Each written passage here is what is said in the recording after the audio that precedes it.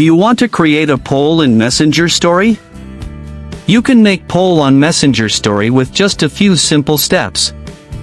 Before we begin, please like this video and subscribe to our channel.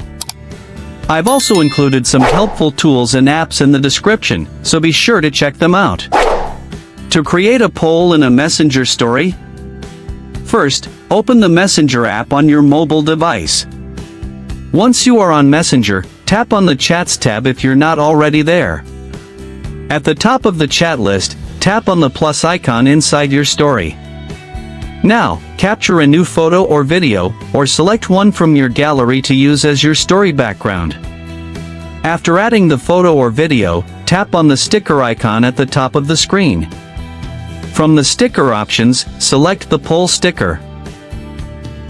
Type your question under the Ask a Question box. Now, add two poll options, such as yes or no. Once added, tap on the Done button. Drag and position the poll anywhere on your story.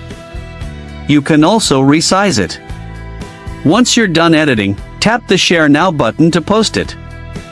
Your poll will now appear in your Messenger story, and friends can vote directly on it.